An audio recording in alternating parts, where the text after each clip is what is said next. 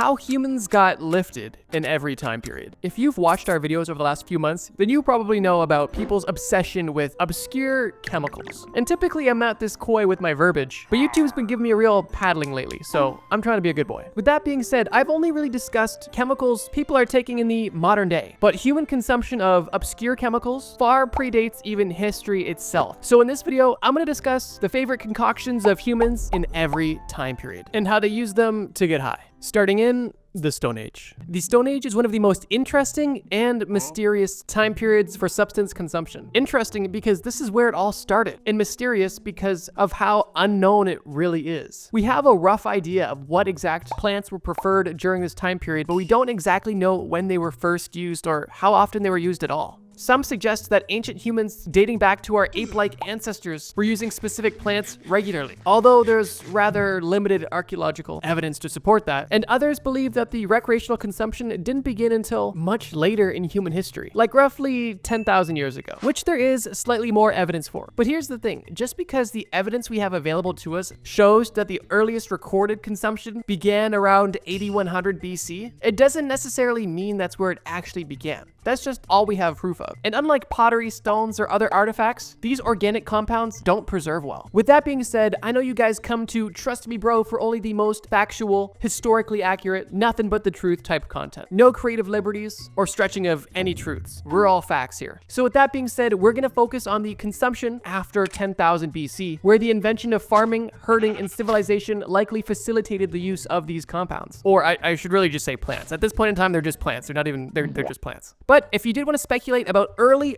use, feel free to drop a comment. I'd love to open that conversation. Okay, so now that we have a framework for the timeline, what were these people in the Stone Age, or at least from 10,000 BC and beyond, getting up to? What were they lighting up? What were they chooching on? What were they fiending for?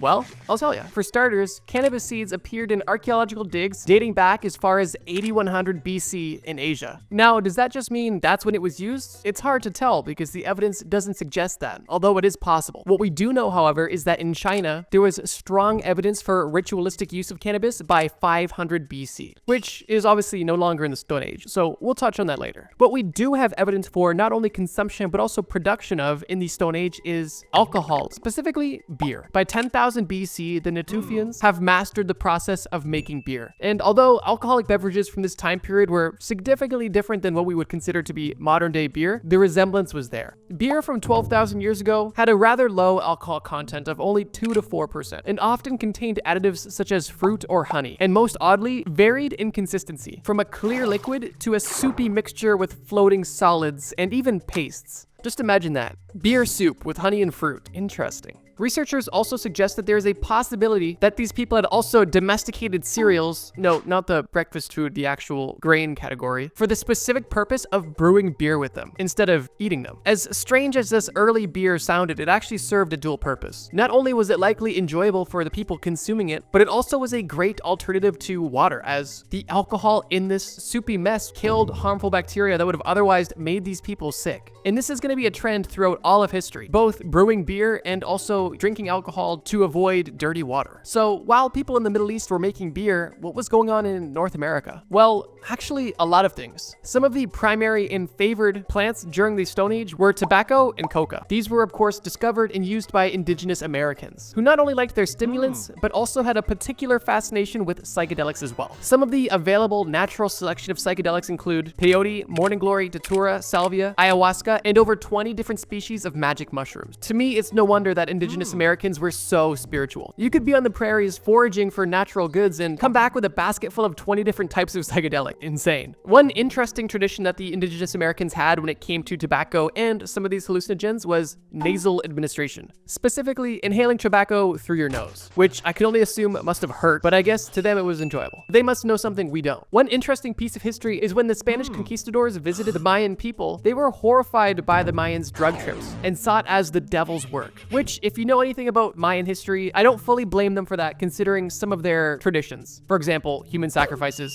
skull towers, slaves made into skin suits. Stuff like that doesn't strike me as angelic, per se. But however you look at it, psychedelics were a major part of development and tradition for indigenous American people. The reason why people would use these plants varies for most of the same reasons that people do even in this day. People are looking to either ease pain, experience a pleasant sensation, connect with a higher power, gods or lost loved ones, or simply provide them more energy to hunt, work, and endure Stone Age life. One popular Stone Age plant that was used to serve all of these purposes was the coca leaf. The coca leaf was readily available and was easily consumed, primarily being mixed with lime and being chewed until they had a stimulant effect. At that point, they would spit out the leaves and do it all over again, with some people chewing this stuff all day long. Although the exact origins of specific usage isn't known, it is confirmed that some of the earliest traditions for mind-altering chemicals date back all the way to at least 10,000 BC, and some fan favorites include tobacco, coca leaves, and a bundle of psychedelics. And you can't forget beer soup. The Bronze Age. The Bronze Age is really exciting because we have a lot more facts and a much larger variety of substances to cover. The plants we discovered in the Stone Age are still around, but we now have some new discoveries as well. One of the biggest and most impactful is opium. The opium poppy was first cultivated in Southwest Asia and is one of the oldest medicinal plants in recorded history. The first mention of the opium poppy was found on Sumerian clay tablets from about 3000 BC, near the very beginning of the Bronze Age. These tablets were found at the spiritual center of the Sumerians, located just south of Baghdad, and appeared to describe the cultivation of the opium poppy, including the collection of the poppy juice in the early morning, as well as the production of opium itself. The Sumerians literally named opium gil, or happiness, a term that is still applied to opium in certain cultures today. Pretty crazy how long this stuff has been around and how influential it was. It likely is one of the most influential plants on this list. Besides opium, archaeologists also discovered well-preserved strands of human hair in a 3,000-year-old burial site in Spain, revealing trace amounts of 3 different alkaloid substances associated with altered states. Now, they don't exactly know what these psychoactive substances were used for, but it is speculated that they were used for recreational purposes. Another huge innovation and entry into the lifted realm was wine. Early wine has actually appeared in Egyptian pictographs, and by the early Bronze Age, the pictographs actually showed the production of wine and beer as well. And they didn't just display it as some crazy thing, they showed it like it was business as usual. This stuff has been around. At the time, wine and other alcoholic beverages were not only used for pleasure,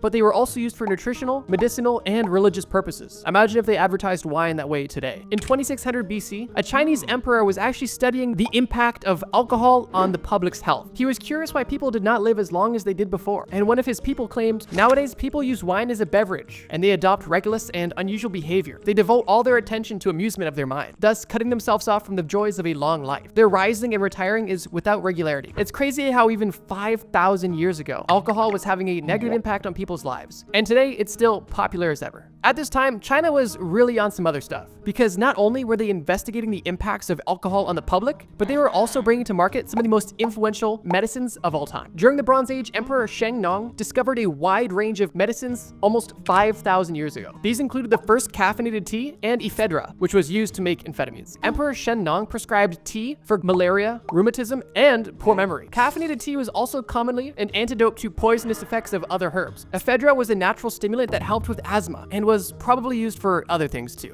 There's a reason that people still reference ancient Chinese medicine today. Even back in the Bronze Age, they were really on their stuff. Besides the discoveries of opium and amphetamines and wine, there was obviously a ton of development going on with tobacco, beer, and psychedelics. Tobacco was being traded and cultivated, beer production was being improved, and shamans were using psychedelics as a gateway to the other side. Definitely an interesting time to be around. Similar to the Stone Age, all of these substances had similar purposes, with a primary focus on religious and medicinal benefits, of course with some leisure mixed in there as well. The Iron Age. At this point, human development is ramping up to full speed, and honestly, a lot of the plants that we've discussed are still very much favored and very much so in use, with the only real difference being the scale of production and cultivation, as well as the documentation of their benefits and use cases. One of the most commonly cited plants that we see in the Iron Age is something you're likely familiar with. It may be something you're enjoying right now, that being cannabis. During this time in history, cannabis use was widespread, and use cases vary drastically, and some of them are kind of funny. In Mesopotamia, several clay tablets were found in a library that contained references to cannabis. Most of these references indicated the plants were used for either magical healing purposes or to drive away evil spirits or even illnesses, which is interesting. On the contrary, over in China, the use of cannabis in medicine was very early in its development. But according to a famous early book on Chinese herbal medicine, known as The Divine Farmer's Matura Medicina, cannabis, if taken in excess, will produce hallucinations, literally seeing devils. On the other hand, moderate use over a long time has benefits. If taken over a long time, it will make one communicate with spirits and lightens one's body. Definitely an interesting interpretation of the plant, and I feel like they were smoking some strong stuff. During this time, opium is also traded among the Silk Road. No, not that Silk Road, the actual Silk Road. And I think one of my favorite pieces of history from this time period is this. In the year 3 BC, there was a drinking contest in Greece that led to the death of 41 people. It is reported that a Greek drinking contest revealed that 41 contestants died of alcohol poisoning. Oddly enough, the winner did not die, at least not immediately. He actually took home prizes which included more wine, but he only lived for 4 more days before dying. Absolutely insane that there was drinking contests in 3 BC.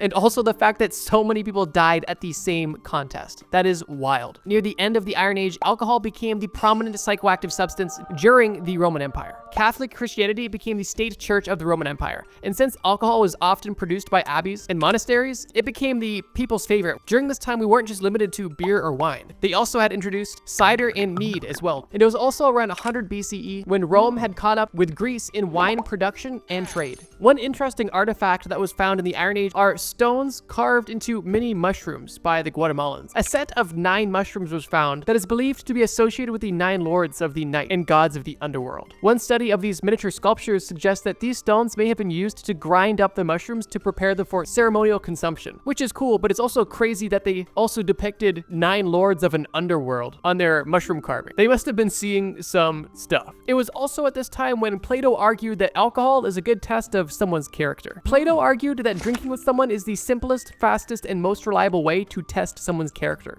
This is because wine stimulates the emotion, including desires or pleasures of questionable moral worth. So if you want to get to know someone else's character, or even your own character, according to Plato, get drunk. Interestingly, in Asia, the Persian king advised his army to take advantage of their opponent's lack of experience of alcohol to defeat them, and literally used feast and alcohol as a military strategy. The idea was if the Persians were able to provide their enemies with large, generous portions of lamb and large amounts of wine in which they had no experience with, they would become so infatuated with the feast and compelling feeling of this drink that they would be too distracted to even compete with the Persians in accomplishing great things. Definitely an interesting strategy. Chewing coca leaves was still popular as ever in the Iron Age, and they even discovered multiple ceramic figures depicting characters chewing coca leaves from 500 BC. So if you wanted to know how people got lifted in the Iron Age, the Greeks and Romans were literally turning into frat bros, drinking until they died. People in Asia were smoking until they saw the devil, and people in Guatemala were taking mushrooms until they saw the 9 lords of the underworld. I think the most normal thing to come out of this time period and their psychoactive substances is Plato's analysis on alcohol. It definitely was a funny time.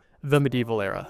One of the craziest substances we've talked about on this list is now about to be revealed. Technically, it was used at the end of the Iron Age and at the beginning and during the Middle Ages, but I wanted to add it here because this chemical is just so crazy and so insane. What I'm talking about, of course, is cacao, also known as chocolate. During this time, from roughly 250 AD to 900 AD, there was an abundance of physical and symbolic traces of cacao and chocolate left behind, specifically by the Mayan people. This evidence includes both physical evidence of cacao residue left on vessels, basically little pottery bowls and stuff, as well as cacao being mentioned directly on scriptures. It was believed that cacao was used for social, religious, and, once again, ritualistic factors, which is interesting. It kind of reminds me of like that live-action Charlie the Chocolate Factory movie, where they're in the forest with the Oompa Loompas, like when he first makes connection with them and they're like having this religious connection to the cacao plant. It's basically like that. Maybe that's what it was inspired by. But yeah, the Mayans were loving their chocolate. Around 900 AD, we also see the first mention of coffee in print. This was found printed by a Persian physician in Iran. And it's interesting how long it took us to get from tea to coffee. But yeah, another crazy psychoactive substance. So far, they're just having the average morning meal. Nothing too crazy so far. The travels of Marco Polo from roughly 1200 AD noted that rice wine was actually more popular than grape wine in China, saying, quote, "Most of the people in China drink wine of a kind that I shall not describe. It is a liquor which they brew of rice with a quantity of excellent spice, in such a fashion that it makes better drink than any other kind of wine." I guess it kind of makes sense geographically why they would prefer rice wine over a grape wine, but it's interesting that somebody who was used to grape wine actually preferred rice wine. He also made sure to note that, quote, "Rice wine makes one drunk sooner than any other wine." China was really just living it up at this time. They were smoking until they saw devils and they were drinking until they could not anymore. Well, maybe not anymore. That was the Greeks. The Greeks were drinking to death, but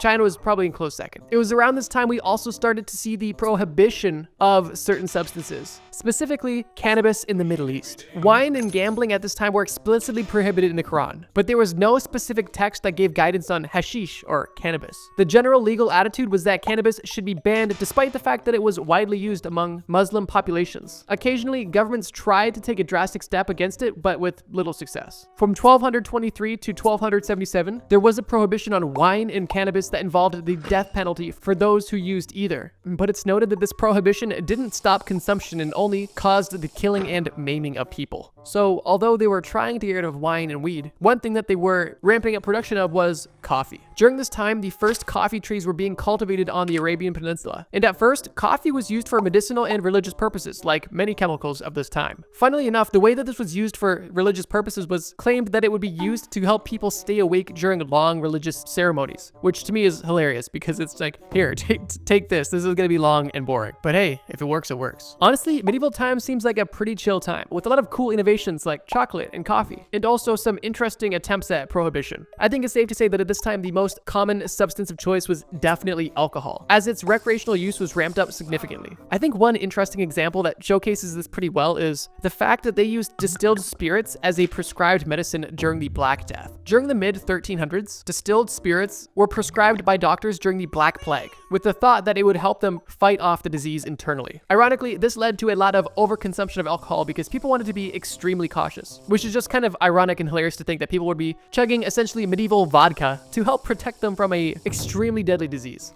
I guess at that point, if you're gonna go out, at least go out happy. Medieval times, dope. The early modern era. The early modern era is an extremely exciting time for people enlightening themselves, specifically because there is so much recorded evidence of different use cases, prohibitions, legalizations, declarations, and other recorded events associated with different psychoactive chemicals. And spoiler alert, there's not a ton of new introductions. However, the use cases of the chemicals and plants that we've described so far have definitely taken a change and now have adapted some interesting relationships with different cultures. For starters, in 1475 AD in Turkey, the world's first coffee shop was open, which is really cool to think that coffee shops have been around for so long. Over in Europe, the introduction of the printing press has allowed a broader distribution of information about alcohol, which is a huge win for safety. For a short period of time, coffee was actually banned in Mecca, as it was claimed to be an intoxicant, and the governor of Mecca actually shut down all of the coffee houses, although shortly after his superior overruled him and opened them back up. Excitingly, cacao had made its way over to Europe, first at Spain and then the rest of Europe. The first official voyage of cacao got delivered from modern-day Mexico to modern-day Spain in 1585, and at the time, cacao was served as a drink. Also at this time, smoking was introduced to the Europeans from indigenous Americans. Initially, Spanish friars in the Caribbean and Mexico believed that tobacco was the devil's weed, and the traditional indigenous smoking of it was sinful.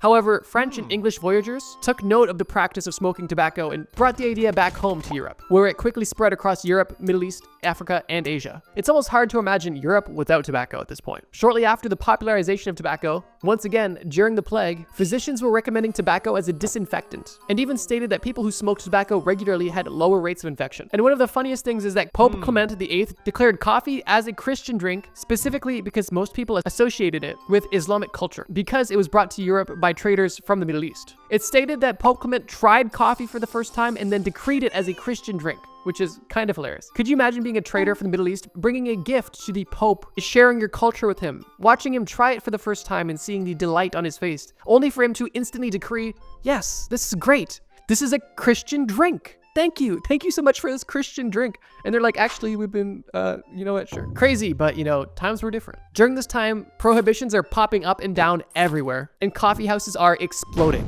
Not literally, just they're getting popular. Maybe a few exploded, I don't know. In 1663, English coffee houses were actually required to be licensed. And in 1676, the first coffee house opened up in Boston. And believe it or not, it wasn't a Starbucks. During the 30-year War, Dutch soldiers kept bottles of what was known as Dutch courage on their belt, which was actually a flask of gin. During these battles, the British actually took note and began doing the same thing as well, which I don't blame them. If I was in a war that was 30 years long, I think I'd be sipping a little bit too. Tobacco prohibition was happening in both Russia and Japan, although in Japan it was relatively short-lived. So yeah, during the early modern era, the legendary combo of coffee and cigarettes was booming, essentially all over the world. And although some people wanted to ban it, there was really no way to go about it, as the trade was booming, and people wanted their caffeine and nicotine bad. It's so interesting to see the first discovery of a plant and then worldwide stores selling a product made from this plant pop up in the matter of 100 years. That's just, to me, so cool to see. Humans are honestly awesome, and that's why I love these time period videos. But we're still not done yet. The modern era. One of the first and most significant events that took place was the London gin craze. The English took their interest in Dutch courage a little bit too far, because now, after the king and parliament encouraged the production of gin to increase the price of grain and provide tax revenue, this resulted in the price of gin dropping dramatically, which exponentially boosted the consumption, particularly among the poor. Now that the gin was so cheap, any regular old person could afford to maintain a solid buzz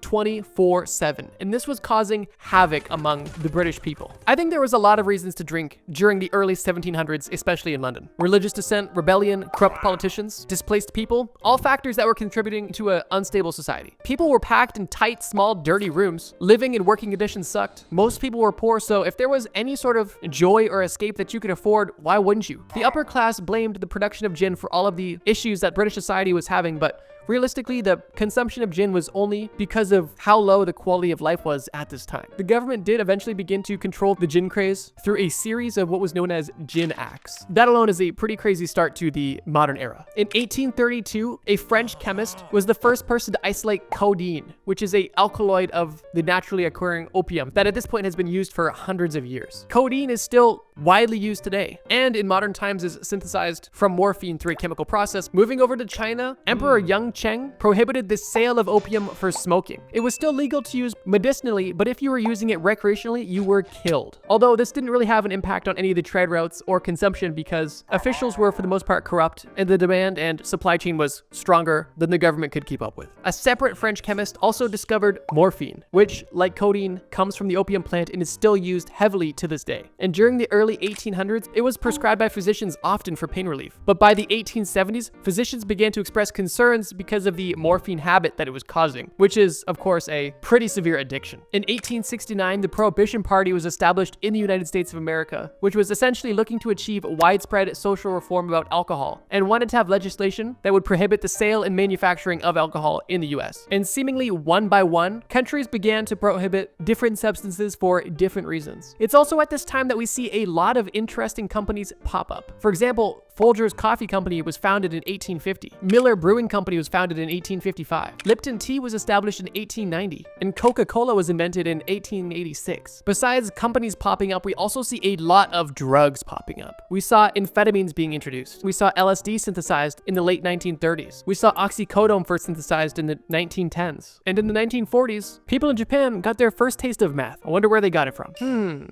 What were Japan and Germany up to in the 1940s?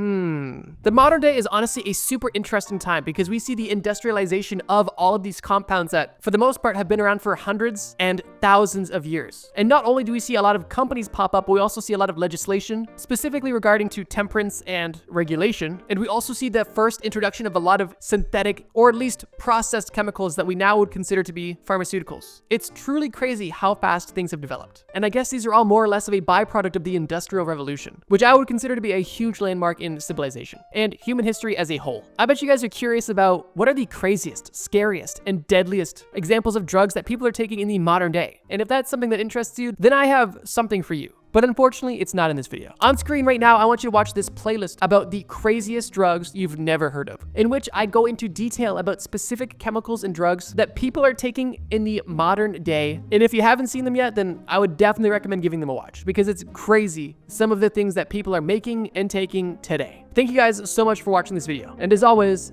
trust me, bro.